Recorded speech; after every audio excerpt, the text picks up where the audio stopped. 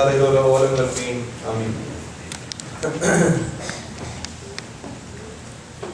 respected Achin, Reverend Deacon, respected parents, and my dear brothers, sisters, and children in Christ. By the grace of God, we have completed the Lent, preparing ourselves for the Dormition and Assumption of Saint Mary, the Mother of God.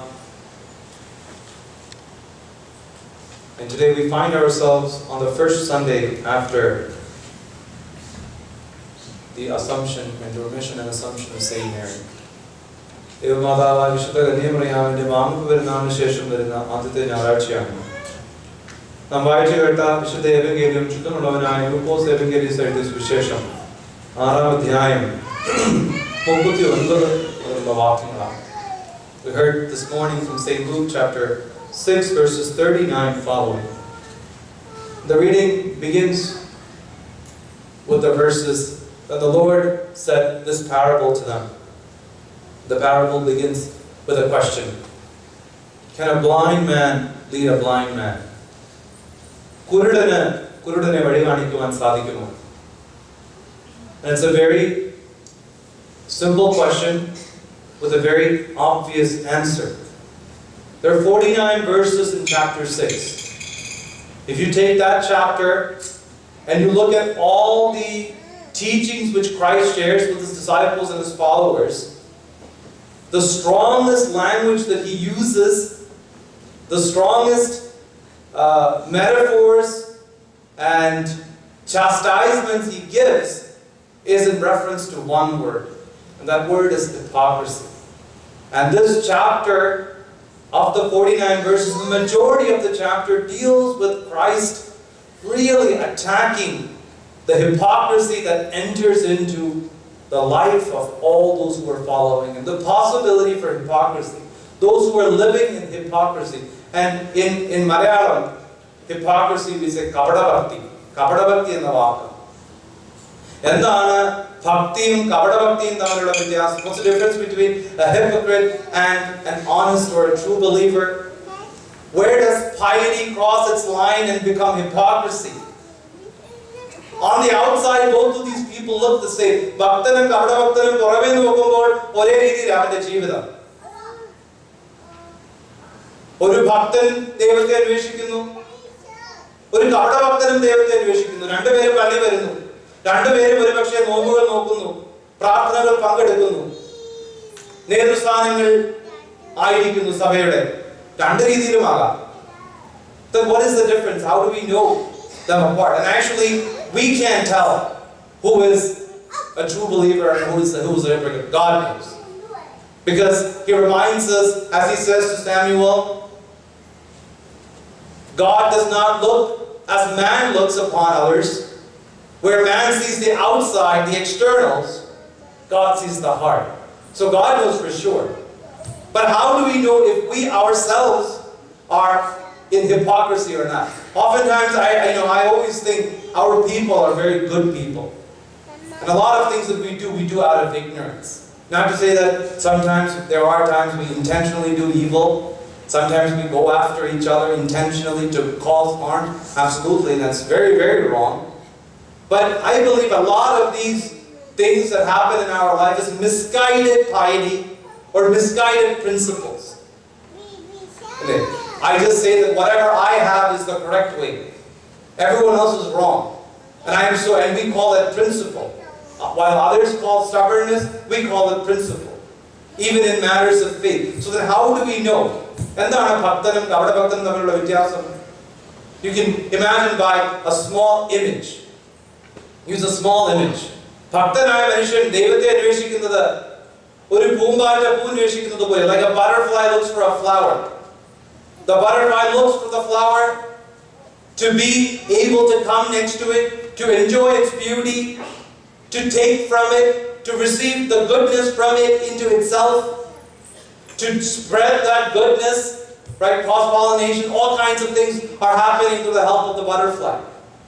And so, just the mere presence of the flowers gives that fly, that butterfly, joy. And so the true believer is in that way. Just the name of the divine, the mention of the divine, the mention of good things, the presence of God, the temple itself gives them joy. Not just the presence, but they seek to get something out of it, the honey, the goodness out of it, to suck from it, to take from it, to receive life from it, sustenance from it. That's the mark of piety. What about the mark of hypocrisy? അവരും ദൈവത്തെ അന്വേഷിക്കുന്നു. അവരുടെ അന്വേഷണം ഒരു എലി പൂച്ചയെ അന്വേഷിക്കുന്നത് പോലെയാണ്.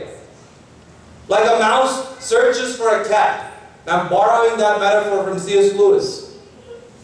He describes his own life when he was an agnostic as a stage in his life where he sought for God, but he sought for God like a mouse searches for a cat.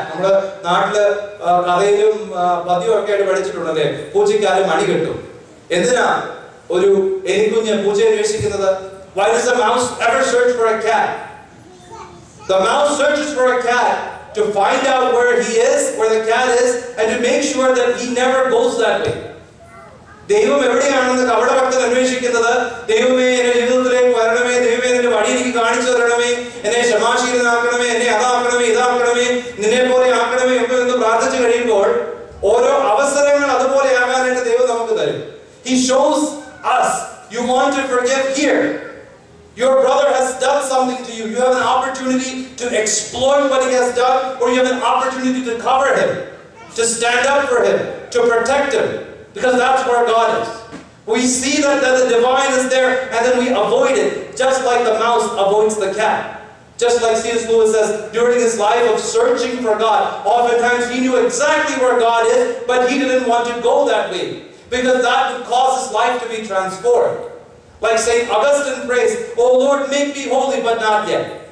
എന്നെ വിശുദ്ധനാക്കണമേ, പക്ഷെ ഇപ്പോഴേ വേണ്ട. വിശുദ്ധനാക്കണമേ, ഇപ്പോഴേ വേണ്ട. ഒരു അച്ഛൻ തന്റെ ഇടവാദങ്ങളിൽ ഇങ്ങനെ മദ്യപാനം വർദ്ധിക്കുന്നതായിട്ട് കേട്ടു. He heard that a lot of his people in his church are drinking. And so one day he decided to walk into that popular bar that a lot of his people are. അച്ഛൻ അങ്ങ് ഉപ്പായോട് കയറി ബാറിലോട്ട് കയറി എല്ലാവരെയും പിടിച്ചുകൊണ്ട് പള്ളിയിലെ കൊണ്ടുവന്നു. മധുബഹയുടെ മറയം പഠിച്ച ചെല്ലരെ അവിടെ നിന്ന് എന്നിട്ട് പറഞ്ഞു, those who want to go to heaven, you have to give up your way and move to the right now. Those who want to go to heaven, move to the right. അച്ഛൻ ഇങ്ങനെ തിരിഞ്ഞ് പ്രാർത്ഥിച്ചു കഴിഞ്ഞപ്പോഴത്തേന് എല്ലാവരും മാറി, ഒരാൾ മാത്രം ഇപ്പോഴും അടുത്ത വശത്ത് നിൽക്കുക. Why are you standing there? Didn't you hear what I said? Everyone who, don't you want to go to heaven? Yes. Then why didn't you move over there? Oh, I thought you meant right now. I want to go to heaven, but not right now. മരിച്ചു കഴിയുമ്പോൾ സ്വർഗ്ഗത്തിൽ പോകണം, മരിച്ചു കഴിയുമ്പോൾ ദൈവഇഷ്ടം ചെയ്യണം.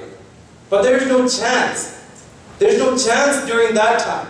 We have to do it while we're still in the body, where we still have an opportunity to combat the desires of the flesh. Where else is there the victory? Why are we going up for a crown when we have never fought the war? And so hypocrisy is all of that.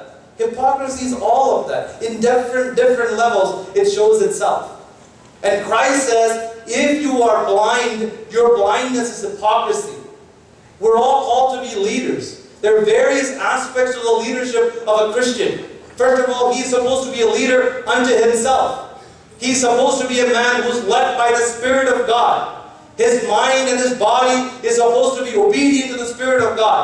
He becomes a leader unto himself. He's supposed to lead himself in the path of God. To be a follower of God is actually to be a leader itself. To be after God, to be against the grain, against the popular way of doing things. That's a leadership on the personal level. A Christian is supposed to be a leader on the realm of the family. He's supposed to lead his family towards a prayer life, a holy life, a disciplined life, a morally sound life. A Christian is called to be a leader in his community.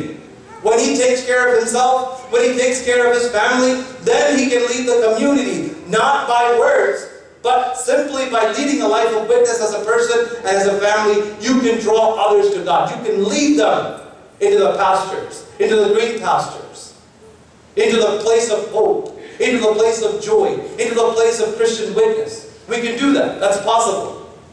But if we are blinded, then if we're hypocritical, then we are blind leaders.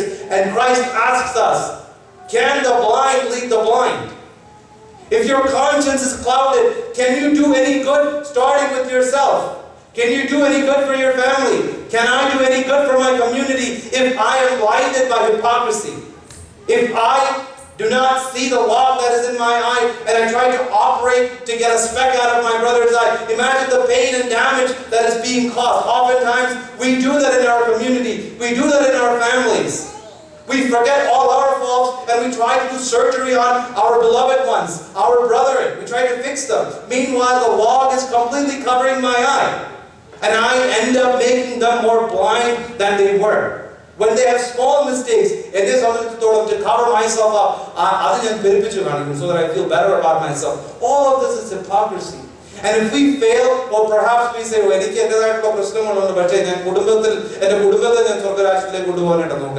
that doesn't give us salvation. If one level of blindness, if one aspect of our life is blind, every aspect of our life is also in blindness, dearly beloved. It's the truth. There's a story about a prince who was also an archbishop. This is during the Middle Ages. Sometimes people who were princes also were in the clergy to retain the control of the populace. They were not only in the nobility, but they were also priests and bishops. In this case, he was an archbishop. He was called into a local town to fix a problem. He saw the issue that was going on. He got angry and he said some really bad language. He uses filthy language.